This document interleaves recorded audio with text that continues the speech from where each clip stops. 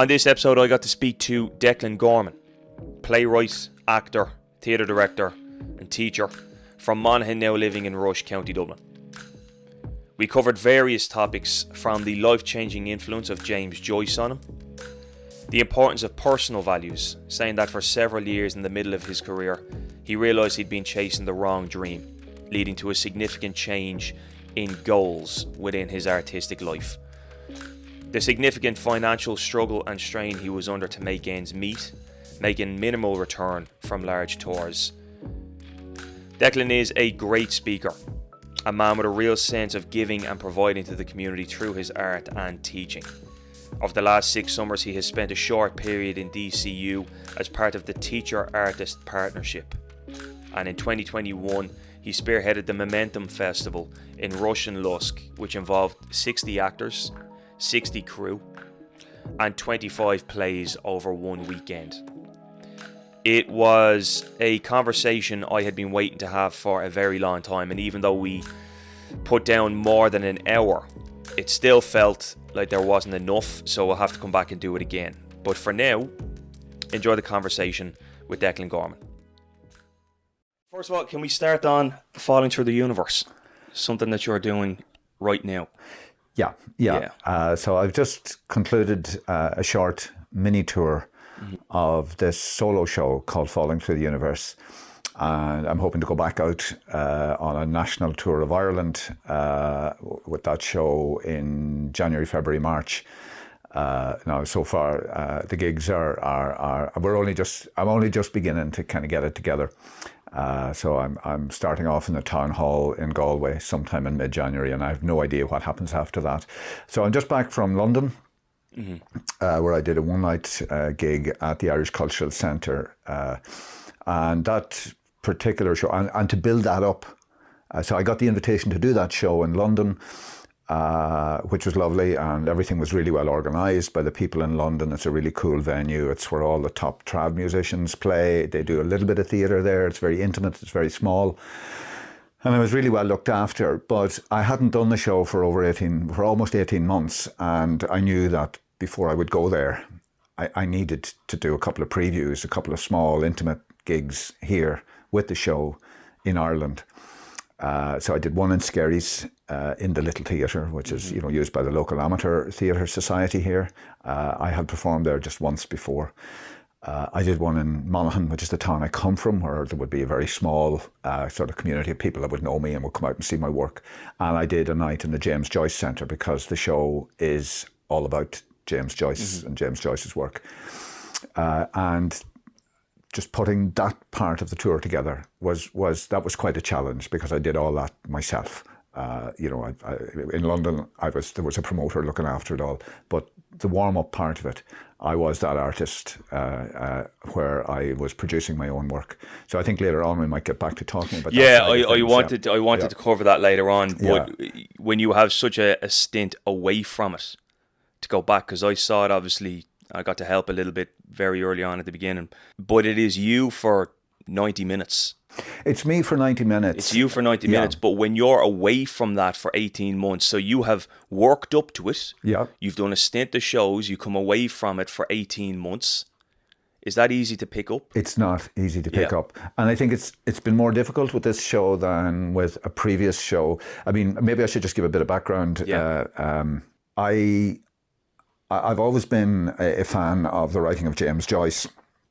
And back in 2012, at a time of crisis and change in my own career, I sat down, and in a very short period of time, I wrote a script for a solo show called The Dubliner's Dilemma. It was a short 45, 50-minute show, which was based on James Joyce's first collection of stories, Dubliners. And I put that out there as a solo show. It was my first time ever to do a solo show, and it was also my first time to return to the stage as an actor after a gap of over 20 years, because I had been a writer and a director in between. And I won't go into the reasons why I made that decision, but I did. So it was a huge shift in my practice as an artist. And I did that show, and it went down really well from the outset in Dublin. And it just kind of grew legs, and I took it abroad and I took it overseas, and had a great, it just gave me a great life for almost 10 years. And then it was time for the difficult second album. You know, the Dubliners' dilemma had sort of fallen into place really easily. I wanted to do, I had always wanted to do some kind of a sort of a homage to, or a response to, an artistic response to Joyce's famous short story, The Dead, which is included in Dubliners, but because of what the Dubliners' dilemma was all about, it was never referred to in that original show. And so it sort of stayed with me that I'd never done anything around that show. So I was creating this piece of work around The Dead, and the decision that I made was that I wanted some kind of a framing device, a kind of a reason for telling that story. And that framing device became an autobiographical story. So it begins on the night when I first read Dubliners in a bar in Germany as a young migrant in 1982. And it was, of course, first performed in 2022, so a 40-year gap. And in a way, the play tells the story about things that happened in my life as an artist over that 40 years. Now, that was just a little framing device. Mainly it was the Joyce story.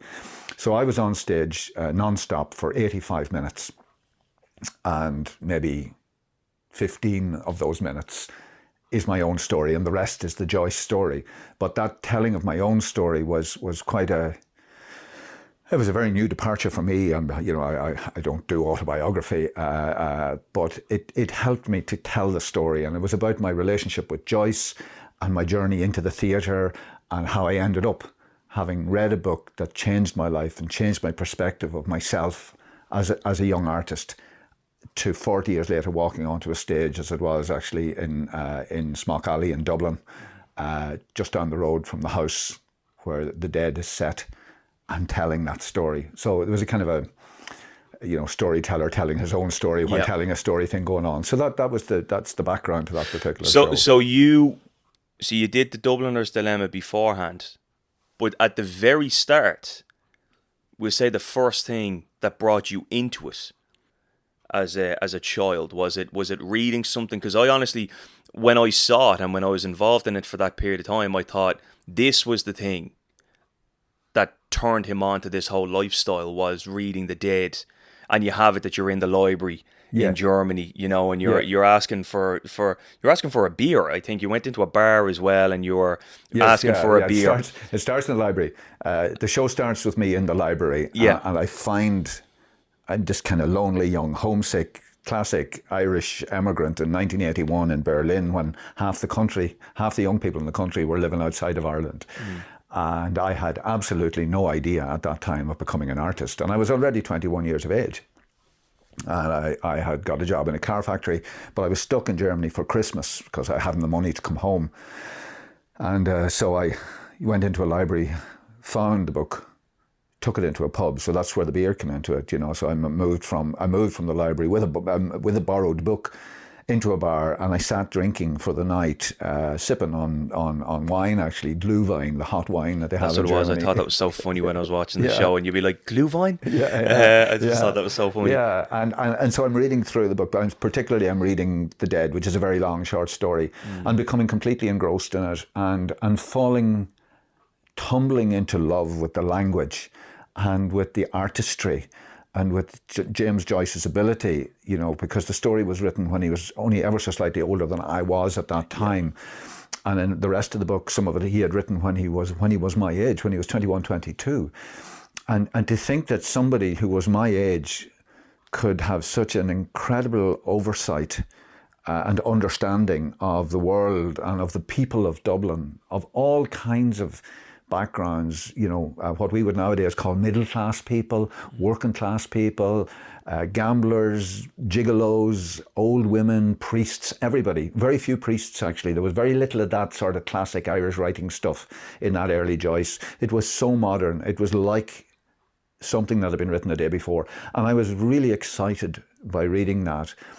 And I had already been dabbling a little bit in trying to do a bit of short story writing and things like that. And I was getting nowhere with it. But that gave me the kind of that sense. Sometimes when you read something wonderful, or if you see a magical performance, it can have either of two effects on you. You can either go, oh, here, there's no way I can do that. Yeah. But if you're already on the journey, it can have the opposite effect. You can encounter genius and say, I will strive to be the best artist I possibly can. Mm-hmm. And I think somewhere, without me really understanding it at that time, it's very easy to look back 40 years later and say that's what happened. I didn't know at the time that was happening. But I know that was a sort of a really critical moment for me in just thinking, I'm going to keep at the writing. And then it was a couple of years later that I came to the realization that I could never be a writer like Joyce. I mean, quite apart from the absence of genius, the rather obvious thing, it wasn't that I couldn't string a sentence together. It wasn't that I couldn't shape a story, but just I kind of knew that I wasn't destined to be a prose writer or a poet. And actually, how does that impact you then in terms of your ability to want to continue as a writer? Well, I mean, I kind of wasn't giving up, but I just didn't know, and of course, I was 23, 24 by now, and I was enjoying my life, I was, drinking, drinking too much at the time, but, I got over that. I was in a relationship with a wonderful young woman in Germany. I had big money. I was working in a car factory. I had holidays. I had sunshine in the summer. I had a great life. So I wasn't sort of, beating myself up for not becoming the artist. I was enjoying my youth. Okay. But there was a part of me that was unfulfilled. And then, the second accidental discovery was when I got asked, and again, the play talks about this, I got asked to be the prompter of all things, like backstage for an Irish theatre group that was based in Munich that I hadn't come across. A bunch of amateurs, lovely, taxi drivers, nurses, factory workers like myself, some of whom had been living there quite a long time. And I just hadn't known that community, and I bumped into them by accident, and they said, look, we have a drama group. Would you come along and help out backstage? And the minute I walked in to that room, I knew that I had landed on the right island, and then it all came together. And so very soon after that, I made the decision, and in the play I actually talk about that. I said, whereas James Joyce needed to go abroad in order to realise his full potential as an artist, I was the opposite. I needed to go home. I needed to go where there was English language theatre going on. I needed to be back among my own people. I needed to be back in Dublin. I'm originally from Monaghan, but Dublin was where I headed for. And I managed to get myself enrolled. I was only 24 years of age, but I counted as a mature student at that age. And I got myself onto an English and German language studies course in a degree course in Trinity College. Immediately joined the Drama Society and never, ever looked back. And that was like 1984. So I never looked back after that. I've always worked in the theatre after that. I tried my hand a couple of times at poetry, at novel writing, at short story writing. I did a master's degree when I was 50 in creative writing in order to try and get out of the theatre and just do something else with writing.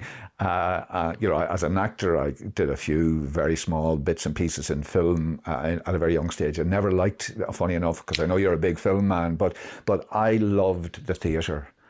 And I worked so happily in the theatre for my first 5 or 6 years as an actor. But then even that wasn't quite enough for me. And then again, quite by accident, I kind of tumbled into the whole area of, what then was just kind of under the generic umbrella of community arts, community drama. There's much more sophisticated definition of it nowadays, public art, community engaged, socially engaged processes and all that sort of thing. But it comes back down to, now I alternate and I move over and back fluidly and without any sense of difference between working in the professional theatre with fellow professional actors, writers, designers, lighting designers of the highest calibre, the best people in Ireland, 1 week, and then the next week I'm out, on the hills around Rush and Skerries making art with teenagers and local people, or I'm in Monaghan or Cavan working with youth groups. I love working. And that's among because people. you worked over time equally in each to be able to jump back from one to the other. Is that it? Yes, initially there was a sense of equally in each, but Yeah. I then became a kind of a sort of political missionary in a way, you know, because I've always been very involved in a kind of advocacy and a kind of, fighting corners for everything, you know, to do with making sure that, you know, actors and theatre workers receive, and artists generally receive fair money for professional work.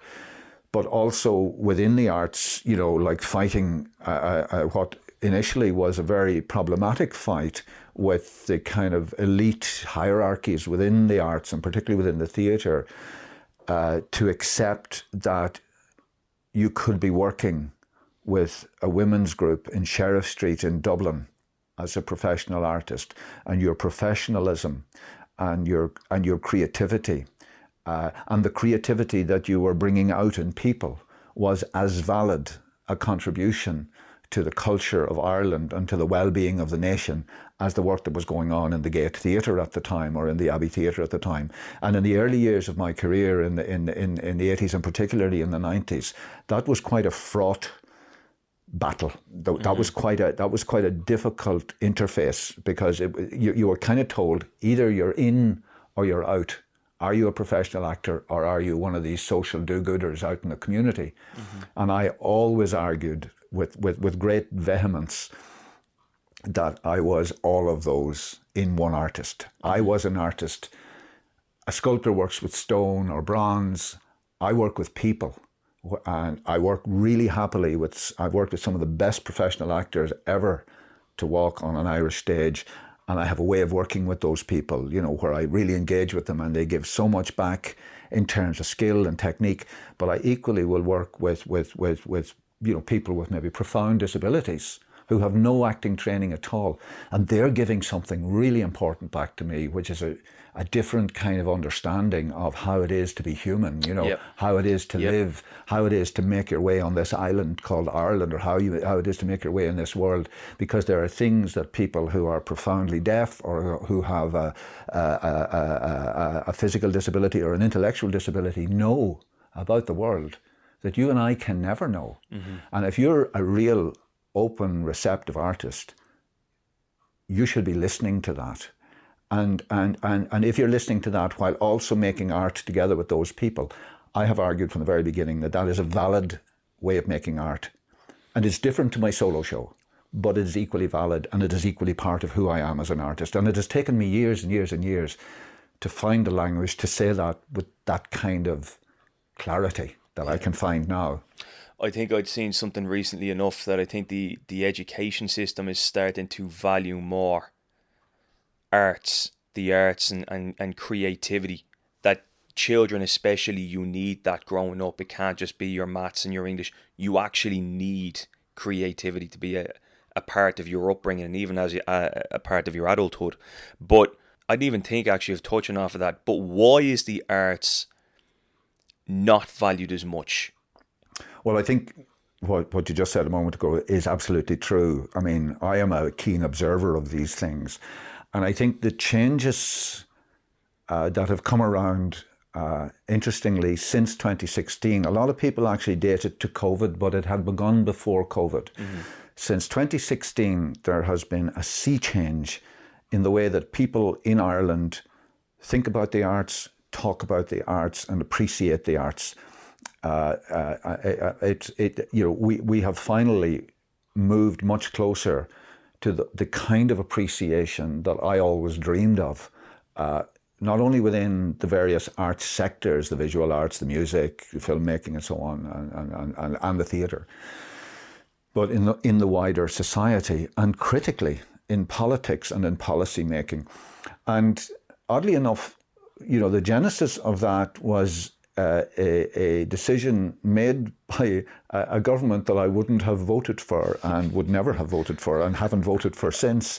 But it was a Fine Gael-led government with a Fine Gael Minister for the Arts, Heather Humphreys. But that government made one really enlightened decision in relation to the arts, and that was when they were dealing with the really problematic dilemma of the centenary of 1916 and the centenaries that would follow, 2021, the War of Independence, 2022, the Civil War, I think they knew that to do a similar kind of military-style pageantry that had been the only thing really that had happened in 1966 on the 50th anniversary would fall flat on its face. The government really, they knew that there was a requirement to call to mind and to, to use the centenary to get us all to think about who we are as a nation. But they didn't know how to do it. And they said that they would give small grants to communities all over Ireland to investigate their heritage in relation to the birth of our nation through arts and pageantry and remembrance activities.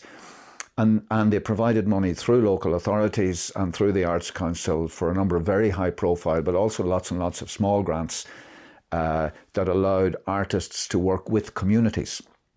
And that was so successful. They trusted the artists. For the first time in my life, the government said, we're not sure what to do, let's ask the artists. And the academics, of course, and all the rest of it, but specifically the artists. And that led to like a range of everything from, local commemorations. There was a lovely one up here at Kenure Graveyard, lovely local things where people were, not just dressing up, but, like I remember my daughter was in sixth class in primary school and they did this piece on the St. Patrick's Day parade, like where they were all dressed as a class of children in 1916 with a teacher teaching them Irish up on the blackboard, and they were all up on the float, with the beautiful costumes. But at the same time, those of us who were working professionally in the arts were being given small grants to go and work with communities or work with our ensembles and so on to make art that marked what it means to be Irish 100 years on. And some of that work was really critical, like the piece that was done on the Strand in Kerry where Roger Casement landed. There was a huge dance performance there that was all about his sexuality and, Casement and the way that he was treated, and all those kind of themes were coming in. It wasn't about saying, weren't they great heroes, the men of 1916? There was a big questioning about who were the women of 1916, and there was all kinds of work done that year. And that was so successful that the Minister for Arts and the Minister for Education and so on, they all kind of knocked heads together and said, like, maybe we could try a 5-year experiment to explore this exercise in creativity at community and school level further, and they come up with Creative Ireland. A lot of people in the arts were quite worried when Creative Ireland was formed because it seemed to be possibly a government-led initiative that would take away the independence of the Arts Council. But I sensed at the time that it wasn't a threat. And the Arts Council, if anything, has grown and matured and has been actually doing much better work since Creative Ireland took a lot of the heat off them. So Creative Ireland is putting a lot of funding into community activity based around culture, creativity, arts, high quality stuff, really high quality stuff. They're also putting money into the education system, so that through the Creative Schools programme and the Teacher Artist Partnership programme and creative clusters and all these things, children in schools are now having creativity kind of woven through their learning processes, not only in the art class or at choir, but it's weaving into the teaching of maths, of science, and so on, that notion of creativity. And of course, at the peak of creativity, at the point of it, is art and the arts. So this is what you were, I think you were in DCU last week. Was it DCU? I was in DCU. And you were teaching this? Is this what you were teaching? What specifically what it was? Yeah. Sorry, what specifically was it that you were teaching in there? So every summer, I for the last 5 or 6 years, I've been delivering a program which is called the Teacher Artist Partnership Program. I co-deliver it with a teacher who... the last 2 years, I've worked with the same teacher, Aoife Bambury from Kildare, who is also a sculptor in her own right. And so we have, in the classroom, we have teachers who are on their summer holidays doing CPD, a continuous professional development, a training, an in-service training course for a week. But they're matched together with a group of artists who apply usually through the local authority arts office or directly through the local education centre, which for our region here is in Drumcondra. And it's a week-long course, and it's all about creativity in the classroom, but it's also all about the partnerships between teachers and artists, you know. So sometimes, like, there's always been a tradition of artists going into schools. Like, even when I was a kid in the 60s, I remember, like, this kind of gypsy circus crowd come into our school in the middle of nowhere in North Monaghan, and they did a little show, and then they went around with the hat. But like, that was primitive compared to what we're talking about now. We're talking now about teachers who are trained in the theory of creativity and the, you know, educational value of it, the social development value of it, the well-being value of it. But they're also learning with artists, like, how to run a proper dance class, how to run a proper drama workshop, you know, how to make video, you know, how to edit video on your phone or on the school laptop to a high standard. So it's a really cool training, you know. And I also work on the Creative Schools program. That's kind of my bread and butter in a lot of ways. So on the Creative Schools program, I go into schools not as an artist, but actually as an advisor to children, teenagers, teachers. So students and teachers and boards of management, I go in to advise them on how to up the ante and how to really improve standards and realise their best potential as places of creative learning. Mm-hmm. And arising from that, like, you know, there's a whole generation of young people now who are actually, for whom creativity and making art is absolutely normal. Whereas I suppose when I started, it was almost a freakish thing to do. It was what people did that, you know, that just were odd, you know. This it's not a plug now, but the film initiative that we start this evening in Balbriggan, this is so needed. Like, a film group is so needed, where you don't have the pressure of money. You don't have the pressure of, well, how good is your show reel? And what can you show us that you have? We just wanted a place and an environment where everybody can come down. If you have the skill, brilliant. But if you don't, let's get down to a place where we're all creative. We all have something that's there inside us, and we all want to use it. And I put out that message then last week, and the feedback I got off it was brilliant. And there's one particular guy who said to me, he's always been the number 2. He's a cameraman, but he's always been the number 2. He says, but I want to be the number 1, you know. I feel like I'm ready to do it. I feel like I'm ready to do it now, to move on. It's just opportunities are in short supply. Yeah. I said, well, in this, we are looking to get everybody involved. So come down. And I do think that for me, it is the best way to allow your creativity to come out is just to be around people who are the same. There's nothing else that matters. Yeah. Just get in the room, you know? Yeah. I mean,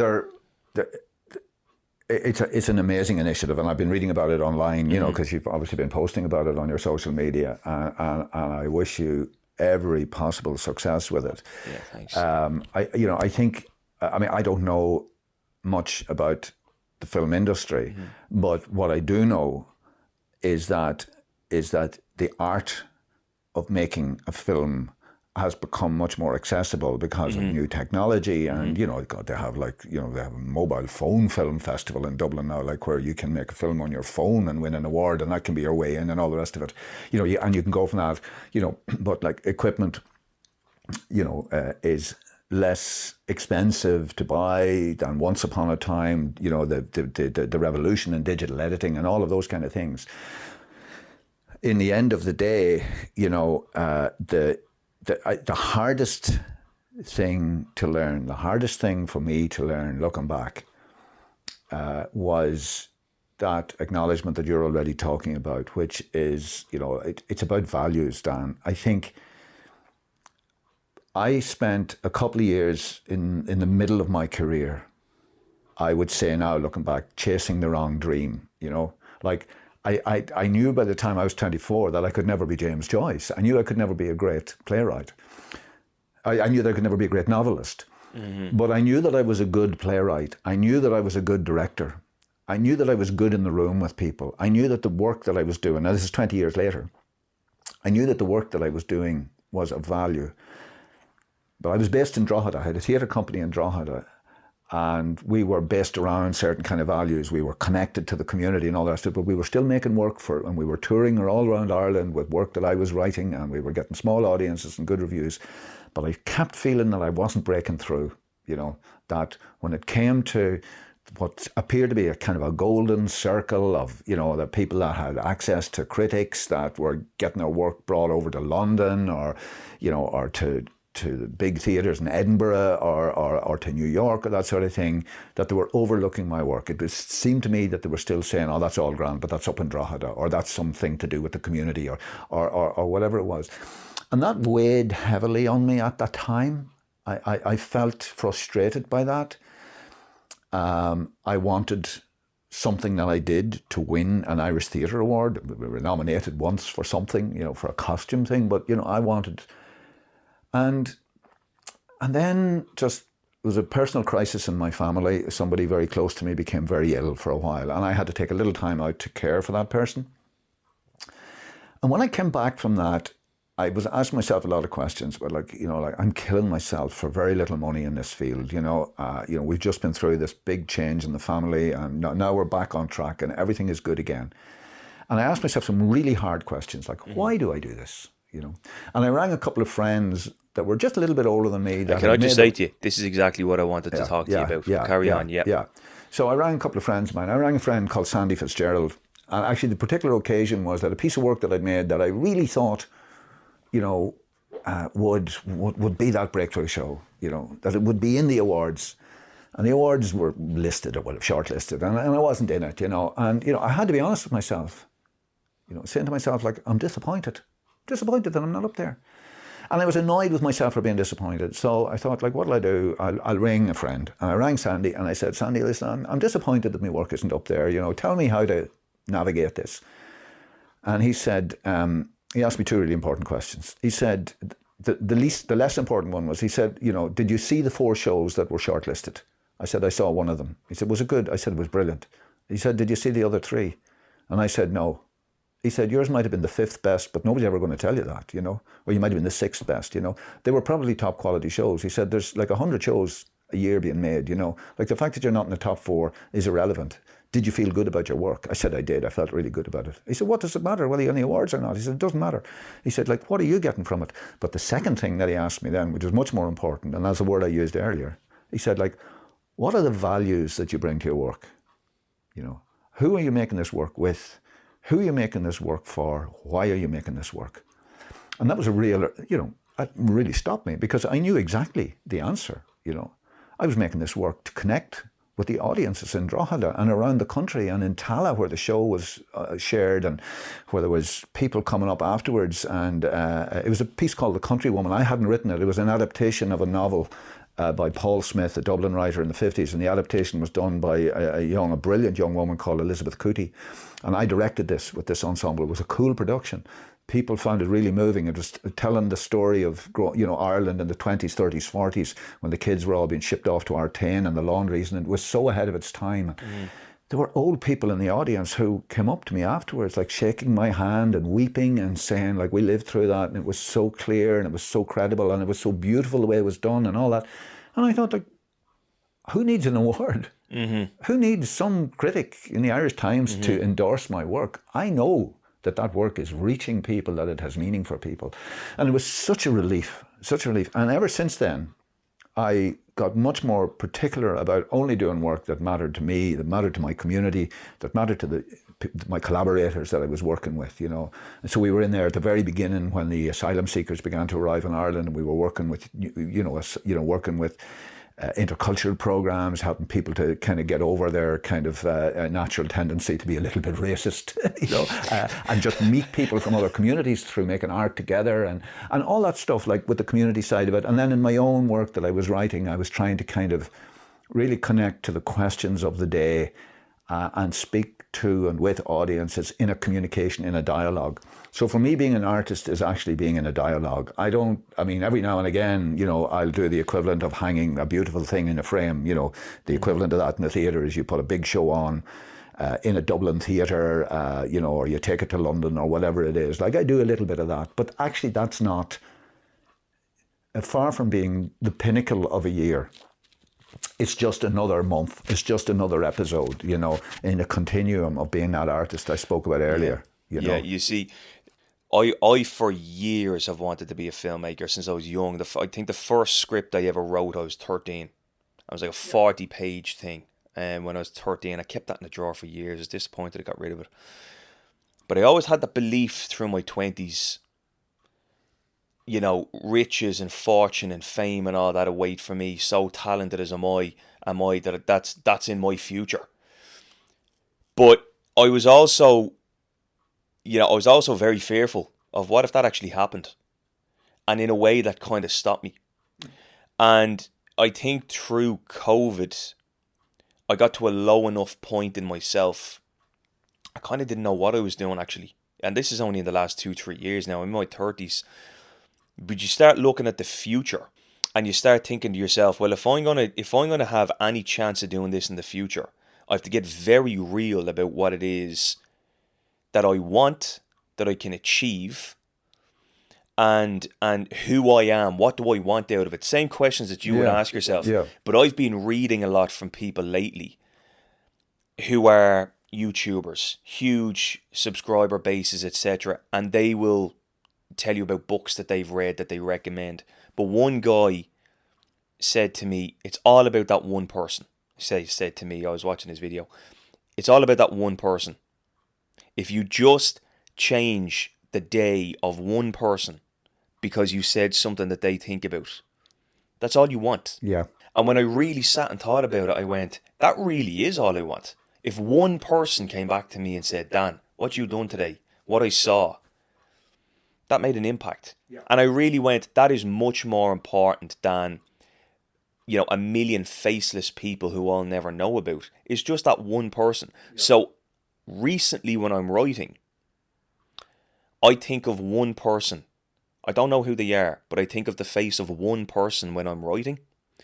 And they are always engaged in reading my work. They're always engaged in watching what I do. And that person who has no face is just always pleased. And that actually is what keeps me writing.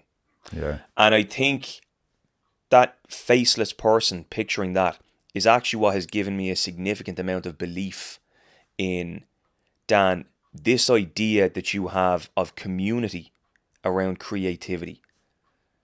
That film initiative idea. Go and start it. And it may be something and it may be nothing. But already one person came back to me and said, I've been waiting on something like this. And I go, that's perfect. If it was only you, I would be so happy with that. But if it's more, brilliant. You know? So the idea of community more than just me is actually what I realise has come to be very, very important to me. And that if anything, people can look back and go, only because of that film initiative, you know, we were able to do this. That's more important than I made my films and I became a millionaire. You have to be humbled in a way, you know. But the irony is that when you arrive at that understanding, your work improves because you're writing for the right person. You know, you're writing for that person who is really a part, some mirror of the better part of yourself, you know, and so your work actually improves because you're more chilled going into it, you know. Like I at the moment, a lot of my work is going in and out, delivering workshops. Like I used to work regularly on a program with visiting students from New York University. They come every 2 years to Trinity College. They're graduate students, theatre makers and educators. So a little bit like the Irish program I was talking about earlier, but they're really good, these guys. They're really, you know, they keep you on your toes. But that program has altered and changed. So, you know, they're doing a much more curtailed program. And those of us that were part of the Irish faculty, we just drop in now and we do a one-off. But I was in with them yesterday. And, you know, and I was doing a workshop on something I've never done before. Like I was actually, you know, showing them kind of a case study of a piece that I worked on. That I spent 5 years working on with Sharon McCardle, the actor, and it was her solo show, which was you know, about Dorothy McCardle, the Irish, you know, a woman who was written out of Irish history, but who was in fact a great Hollywood screenwriter in her later life, but also like a very difficult Irish rebel and propagandist in the Civil War. So I was telling them the story of this and leading them in a workshop, and I was in there doing something I've never done. I've never done that particular workshop before. And I was so comfortable, you know. There was a time where I would have been, no, I was, you know, nervous. I was all over the place. I couldn't find my bag, couldn't find my car keys, missed the train, all that stuff. I'll never change that way. But once I was in the room, I was really at ease, you know, because I knew that the story I wanted to tell was a good story. And I knew that the way that I would tell it would be in some way intuitively connecting to what they needed to take away, you know, as young, starting out teacher artists in America, because I've met their peers over many years before. And it was a lovely feeling, you know, I came out of there buzzing. I mean, I was buzzing. I felt like I was drunk when I came out of it, you know, I was just the adrenaline and that sort of thing. And it was from the joy of actually just being in there working with people, you know. And I think that's it, you know, it takes a while. You know, you can't have that early on because, you know, I suppose you're nervous about the structure, you're nervous about, and I'm still nervous about those things. You have to put the prep in. But, you know, like the more you kind of, the less you worry about the impact that you're having, the more impact you're going to have. It's the same, like, you know, I think everybody learns this, you know, in their teens and 20s about dating, you know. If you go out there with a big sign on your forehead saying, you know, like, I'm really lonely, I need a girl, or I need a boy, or, you know, I need a person, you know, you're always going to be standing in the corner of the bar, like, and nobody come near you. If you go out and you're just kind of hanging out and you're comfortable in yourself and you get talking to somebody, you know, you're much more likely to meet somebody, you know. And in a way, I think making art is like that. We are the system, the structures that have been around for a long time are a little bit hostile. They compel you to compete. They compel you to feel small. And to think that you have to elbow the other guy or the other woman out of the way in order to get forward. It's been like that in film. It was really like that in the theatre, you know. But if you look at the way those castles are tumbling, look at what's happening in, I mean, there's a lot of aspects of this RTE tribunal that's going on in the Dáil that I think I'm very uncomfortable with. You know, I think, you know, I'm not in favour of show trials, and I think there are some politicians in there who are getting off on this stuff in a way that I don't like. But at the heart of it, what has been revealed is the sense of public discomfort at the idea of the big personality, the glamorous superstar. I have nothing personal against Ryan Tubridy, but just that idea that, you know, people are much more interested now in what's happening locally, in what's happening in a community that they are part of because of the internet. The internet has changed everything. You know, there's far more crisscross, lateral. There's all these small film festivals. You can make a festival in Dublin and it can be seen in a festival. You can make a film in Dublin and it can be seen in a festival in Brazil or in Ohio or in Africa, you know, through online connections. You know, in my community in the theatre is no longer just that tiny little fish pond of actors and directors and critics in Dublin that it was for the first 12 years probably of my career.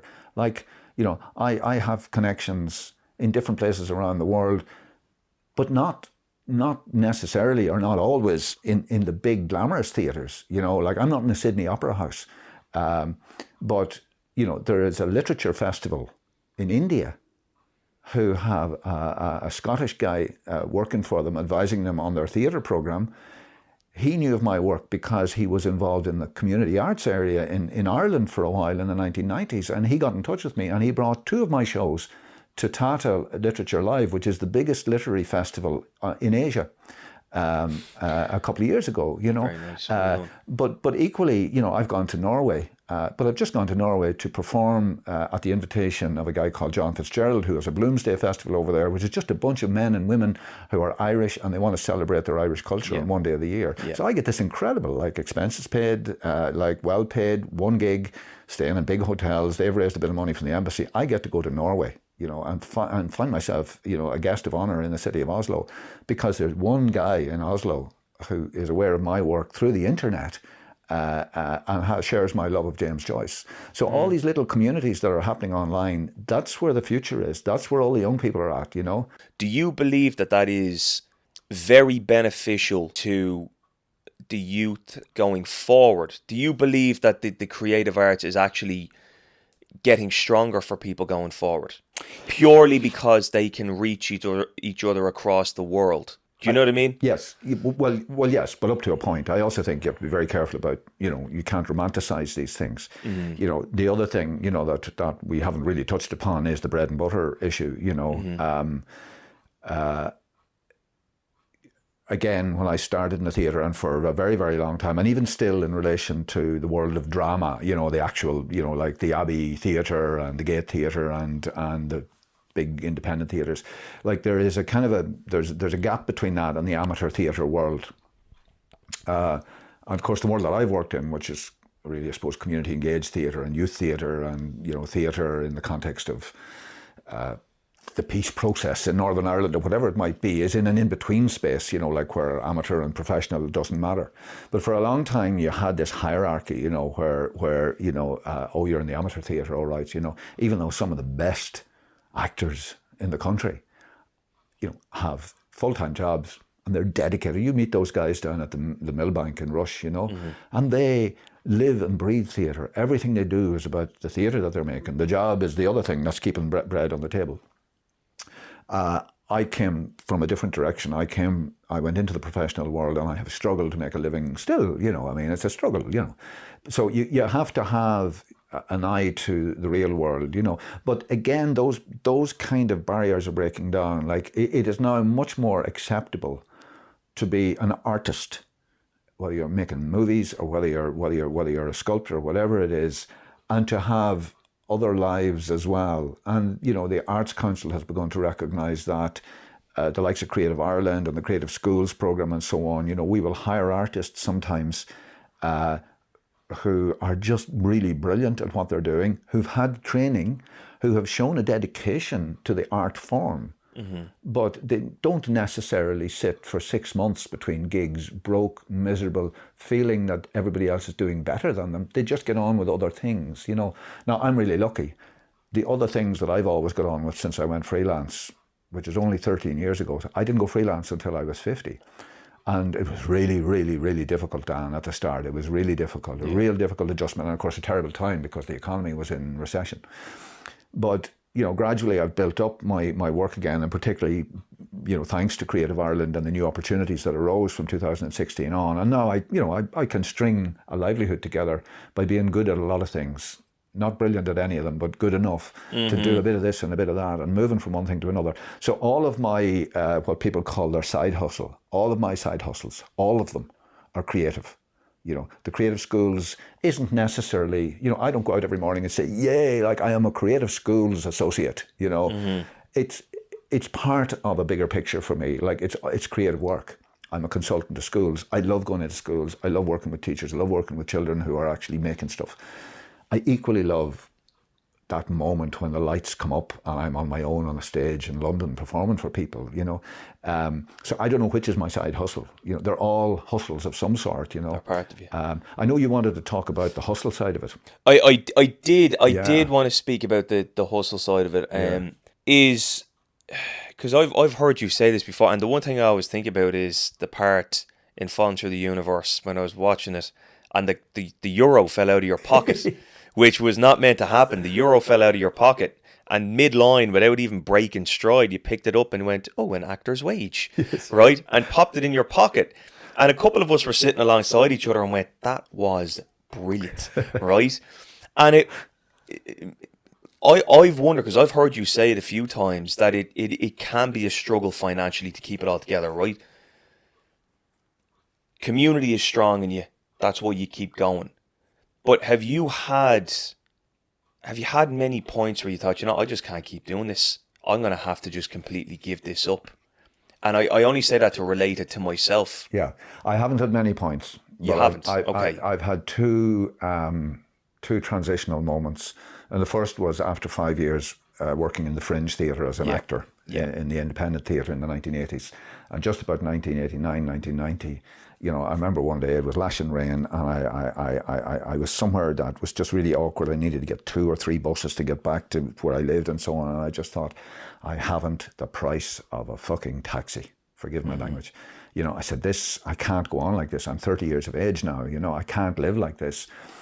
And then just by chance, a job was advertised for what they called a development officer, which was kind of a vague term, in the old City Arts Centre in Dublin. And I just applied for the job, and I had never done I'd done a bit of administration, as everybody working, in an independent arts sector does. But I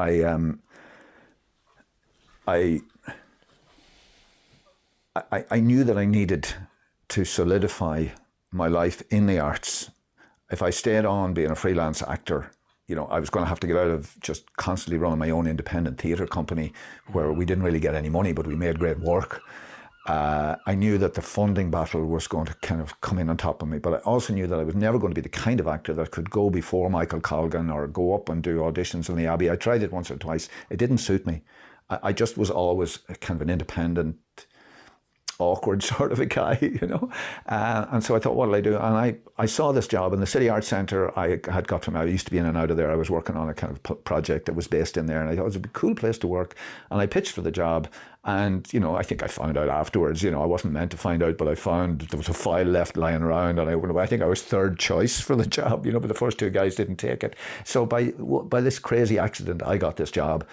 And very soon after I started as the development officer, they asked me would I take over as theatre programmer. So I became a curator and a programmer for 5 years, and I learned so much in that building, and I worked with so many people that have gone on to global fame. Conor McPherson and all these people had their first gigs in there, the first Irish feminist theatre company, Glass House, came in there, and their work was so exciting, and it was such a place to be. And so that was a renewal place, and I had an income then for a couple of years. The second time was much more frightening, because at that stage I was 30, and I was on, I was cycling around Dublin and going in and out of the Dole, and I was living in a cheap bedstead. I didn't need a lot of money, but I needed a sense that I was going somewhere.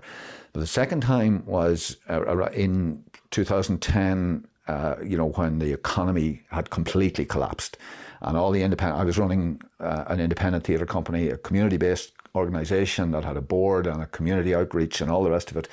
But I had set it up, and I was employed, and the funding was being shredded. And most independent companies around the country were actually being taken out altogether by the Arts Council in one of their most appalling and short-sighted decisions ever in their history, as a panicked reaction to what was happening in the economy. Yeah. So it was one of the first to go, I think, isn't it? It was. I don't want to go into the detail of that. It's messy, it's messy. But anyway, I negotiated with my board of directors and told them that I would be interested in accepting a voluntary redundancy if they could organise one for me. So they raised about $9,000 at the time, which was whatever, half a year's salary, whatever the minimum redundancy package was. And they said, look, we can give you $9,000 and let you go. And that way we can keep the organisation going, and Declan Mallon, who was my co-director at the time, he became the sole director, and he's still doing incredible work in Drogheda. And I am so proud that that company's still going. It's something that I set up 25 years ago, is still going strong.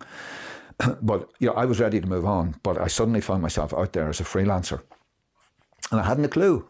And not only did I not have a clue, there was no work. There was no opportunities to do the kind of work that I was doing. And the only way that I knew how to make a living was to kind of set up a company and get funding from the Arts Council.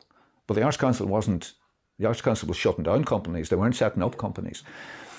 And there was probably a period from 2010 to 2015. I'm talking 5 years, and I have 2 kids at school, one starting college. I have a mortgage that I can't afford anymore.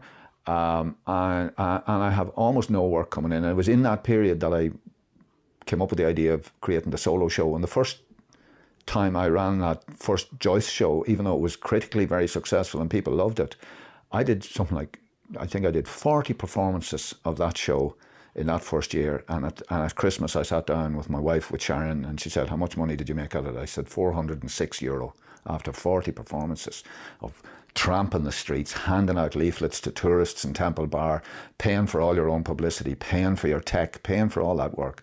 And I just thought, like, I'm kicking the arse of 50 here, and in fact I was over 50. Yeah. And I have a young family. I mean, this isn't working. And it was a real crisis. And a neighbour of mine is in charge of a company that does airport security. And we live near Dublin Airport. Mm-hmm. And he said to me, look, he said, I know you're struggling. He said, if you ever need a job, patting people down at the airport, checking luggage and so on and so forth, there's a job here for you. Mm-hmm. And I thought, like, Christ, you know, like 50 years of age, like, and I've been at the very top of my profession, you know, like, I mean, I was, you know, I chaired an education outreach board for the Abbey Theatre. Like and I thought, like, how, like, I have nothing but respect for people who work in airport security, but I hadn't trained for that. I couldn't see myself doing it. And I remember I said to Sharon one day, I said, when they come for the house, if they come for the house, if we're going to be made homeless, I'll pat people down at the airport. I'll pack shelves in a shop. I'll do anything to protect my family. But give me another year to try and find my way. And not that she was putting me under any pressure. I was putting myself under the pressure. So you can get as low as that. And then just, you know, something happened. But even still, credit to her as well for being that, you know, like, absolutely. And of course, strong. She was working as a home carer, and her wages were cut by something like 25%, you know, while certain television presenters were still being paid millions, you know, like, so no, you know, and the bosses of companies and all that. So it was a really difficult time in the country. It was a really difficult time to be on a low income or to be in a precarious income earning situation. So I went through that horror. But eventually, you know, I just found myself, I got onto one of these back to work enterprise programs, repositioned myself, learned how to pitch again, rebuilt myself. I never lost my confidence in myself, but it was really hard not to. Can I ask you, right? And the answer might seem very, very obvious now, but given your relationship with Sharon, and that family structure and that strength, if she wasn't there and that was somebody else, and that could that still have worked? It's a hard question to answer. I know. I suppose it's such a hypothetical thing. You know, she was there. You know, she was there. Like, Sharon had worked in the theatre for many, many years before she moved into the caring profession. You know. And, you know, that was the measure of her, like, you know, that her work in the theatre was always with young people, teenagers. She worked with, then she moved into working with older people through drama and theatre, working with people with Alzheimer's and so on.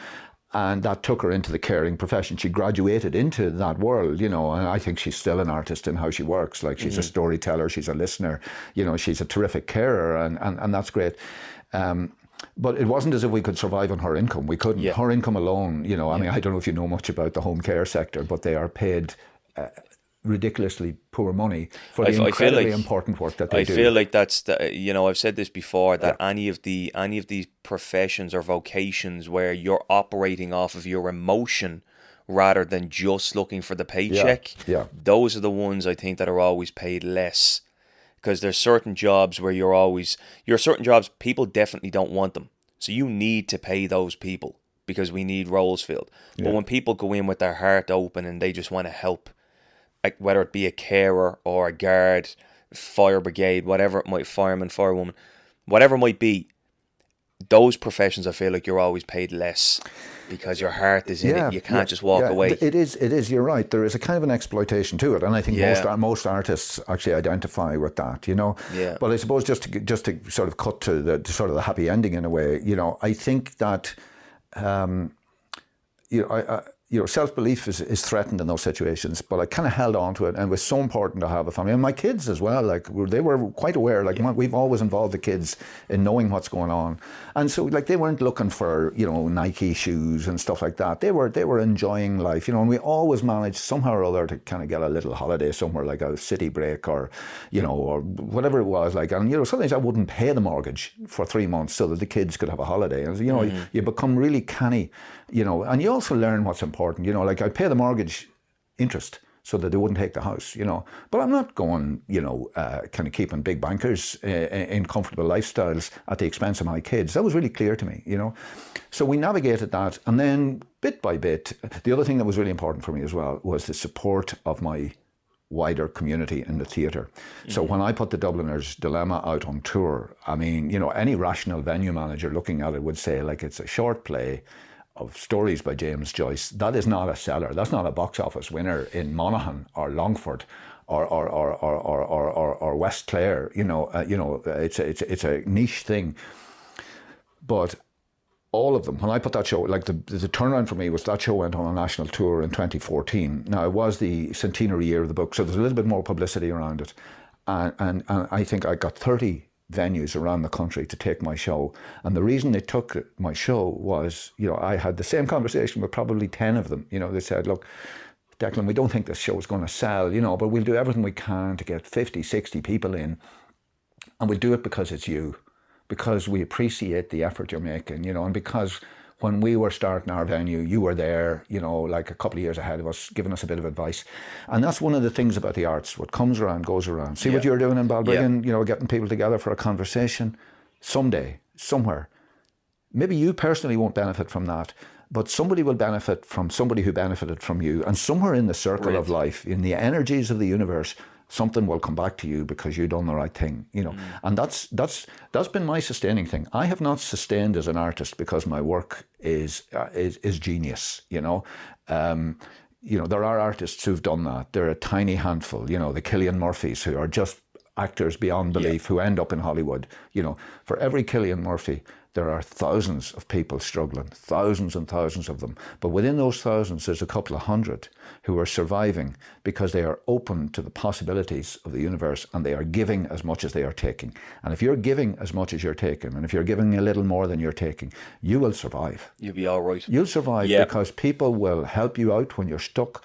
And then suddenly somebody who has talked to somebody who has talked to somebody, somebody will hear there's a chap there in Skerries or Lough who I hear is kind of good at what they do. Let's get him to apply for this bit of funding. Let's nudge him in the right direction, you know. Let's mentor him. Let's give him the opening. And that's exactly what happened to me. Like when 2016 came, you know, I met a young guy who was running a venue in County Monaghan. I hadn't met him before. He said, you know, you're well known in Monaghan. I said, well, you know, well, I'm big in Monaghan, great. You know, I laughed about it. He said, no, he said, you're highly regarded. He said, I don't know you. He said, I know a little bit about your work because I've Googled you. He said, I'm running the venue in Castleblaney. He said, and we want an artist in residence for our venue. Would you work with me to put together an application to the Arts Council to bring you in as our artist in residence? And I said, I would. I'd be honoured. And we applied, and that first year we didn't get it. And he said, I'm applying again next year. Same proposal, same artist. We learned from the mistakes we made. We hadn't really covered ourselves in terms of the depth of our knowledge about child protection, because I wanted to work with schools and stuff like that. We corrected all of that. We applied. He applied the second year and he got me in.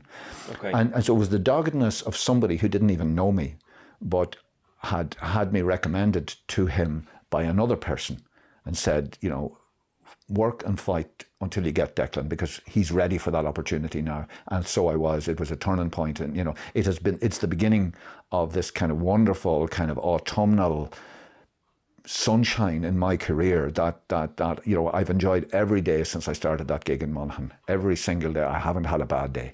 I started there in 2018, so that's 5 years, not one bad day. That's a good record. Yeah, you see, that's one of those things I think is the mark of the work you've done is when you're being spoken about in rooms you're not in. Somebody said that to me recently. Yeah. That's the mark of your work, is when you're being spoken about positively in rooms you're not in. Yeah, and I just thought that was brilliant. That was actually one of the things. Eamon, one of the fellas who he offered up the warehouse over in Balbriggan to us one night a week to do this initiative. And it's the one thing I said to him. I said, can you imagine if this thing is in the future? I said, Colin Farrell was here a couple of days ago. Yeah. I said, can you imagine Colin Farrell is in Stoops? He knows this is here. He makes a trip across. He sees what we're doing. And then I said, imagine he takes off to America to a set. Yeah. And he's just having a conversation with somebody about what he has seen. I said, just imagine what that is. And that fills me with, like, the possibilities are just ridiculous, yes. You know, but it is true. And but it's more likely to be, you know, Sheila O'Gona or something like that in Athlone, you know, like whose pal was there. And this, you know, person that I've invented in Athlone, you know, maybe runs maybe a program for, you know, migrants in Athlone or something like that, and they need a really cool filmmaker to come and work with them, you know, about something that they're doing. And so you go and do that, and the quality of that work is just cool. And then somebody says, you know, actually, I wonder, does that guy have a dream of his own, like to make a movie of his own story? And that's how it works. It's networking, you know. And you know, if that makes me somehow in other people's eyes, you know, some kind of a sham networker, you know, I'm not a sham networker. You know, I don't schmooze with people. I don't bow down before anybody. Nobody anymore, and nobody ever really could tell me, you know, like, if you go up and, you know, like sort of shake hands with such and such a high-powered person, you know, you're going to move on. I would pass that person. I think I would like to think. Totally agree with you. Shake hands, with the shy looking, teenager behind them and say, "How you doing? Are you comfortable in the room?" Yeah. And somebody else will notice that. So I think you can be good at your work. I think you can be really really good at your work, and you can die out there. You can fail, in the sense that the only thing you have to rely on is your work, because there are an awful lot of people out there who are very good at their work. There's some really, really, really brilliant artists who are your peers, who are making work that is just as good as yours. Unless you are one of the 1%, the rest of people are making really good work.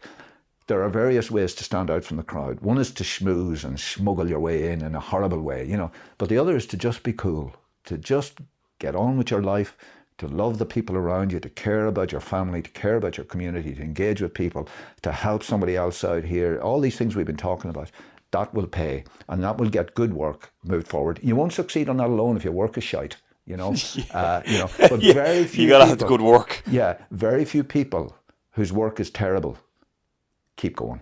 They don't keep going. They get found out, And I you don't even like that idea of work that is terrible. Some people are just kind of coming at it in the wrong way, chasing the wrong dream.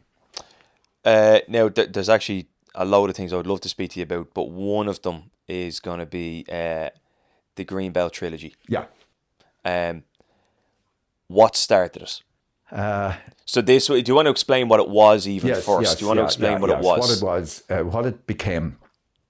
It was just a memorable.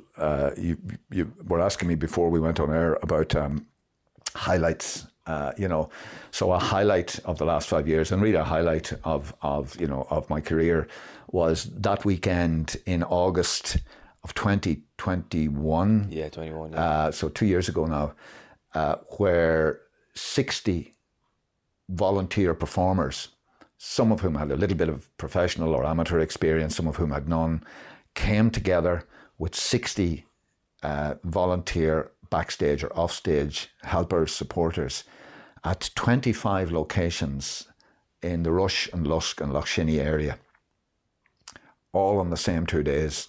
And they created street theatre and theatre out in open spaces in the environment, and at the one that you were involved with, in the ruins of Kenure Domain there, Kenure Castle, creating these short, between 5-minute and 35-minute performances that captured something of the life of this community over the last 50 years.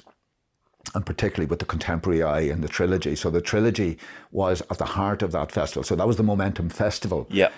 So at the heart of that festival, there was a trilogy, and it was 3 plays: one written by me, one written by David O'Neill, and one written by Shezi Cody. And they were on a stretch. They were on a 5-kilometre hike. And you started at one end or the other. So you started either at the portico, the ruins of Kenure House.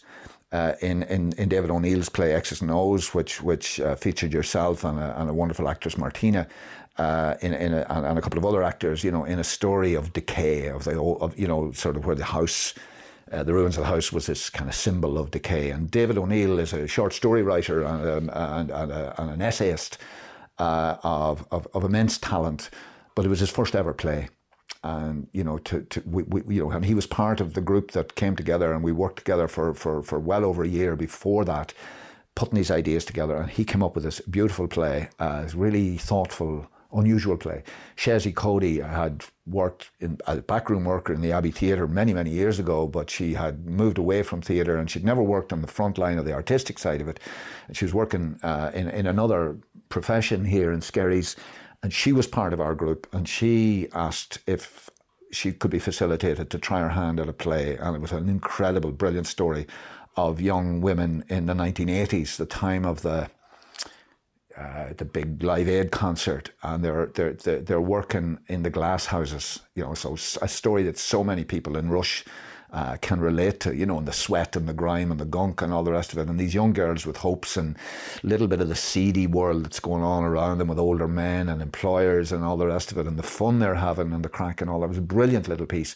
And then my own piece, which was one of the pieces I'm proudest of in my life, actually, which was a more kind of, I actually took a chapter from a novel that I had written and just was never going to go anywhere. But there was one chapter in it that I really thought had potential for further exploration. And I had seen this young woman, Erin, who's a young girl from, she was, I think, 15 or 16 at the time. She is a deaf performer, and she was part of Lorraine Power's Power Drama School in Lusk. And of course, Lorraine was centrally involved in the Greenbelt project. And I'd seen Erin doing a signed performance online during COVID. So a lot of the development was during COVID. And I just rewrote my piece in a way that I felt it could be told by this young deaf woman. And I sent it to Erin and her mum and her sign language teacher and all the rest of it. And they had a look at it and they said yes. And they translated my writing into Irish Sign Language and came back with a variation, which is quite a little different to what I'd written, but captured the spirit of it. And then we built a performance up from that where the young deaf woman tells the story out at Drummond, right out at the headland, right by the Martello Tower, at the very edge of Ireland. And she's telling us, it's a contemporary legend of the sea. Yeah. And so she told this story in her own language, which is Irish Sign Language. And we had Michael O'Sullivan, this brilliant actor, interpreting it for the majority audience, you know. So we upended the usual arrangement where you go to the Abbey and there's a play on and there's a sign interpreter interpreting it for the deaf community. Our story came from the deaf community and was being reinterpreted for the majority hearing community. And of course we had two fantastic young dancers who were also kind of engaging with the work as well, you know. And so it was a beautiful work. So yeah, so that's what it was. How did it start? It started with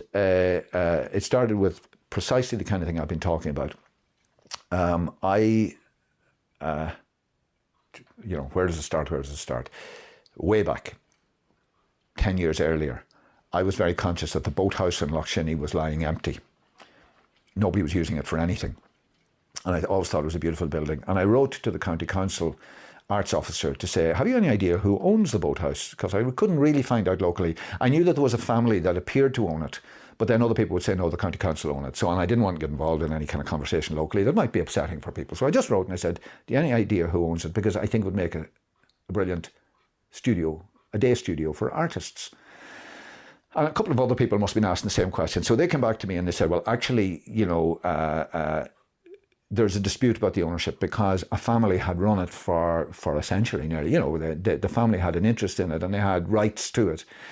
So I said, well, look, it just occurred to me. But anyway, what I didn't know was behind the scenes, the council engaged with the family and an equitable arrangement was arrived at. I don't know what happened there, but the council settled with the family and took possession of the boathouse again. And they use it for 2 months this summer as a lifeguard station. Mm-hmm. But for the rest of the year, it's now available to artists. And they came back to me and they said, you were one of the people that gave us this idea. Would you be willing to be a guinea pig, a pilot, to do a 3-month residency in it? And I said, will there be money in it? And he said, no money. No, you just have it to sit there and do your writing.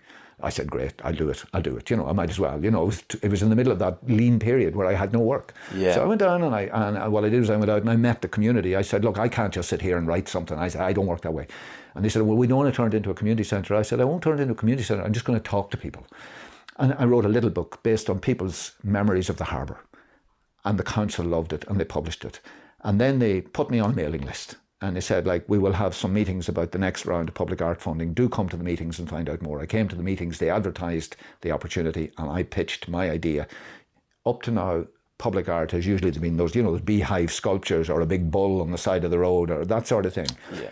But there's a new move in public art, and they wanted to know about the kind of work I was doing, and I was invited to make a submission, and the county council in Fingal are brilliant.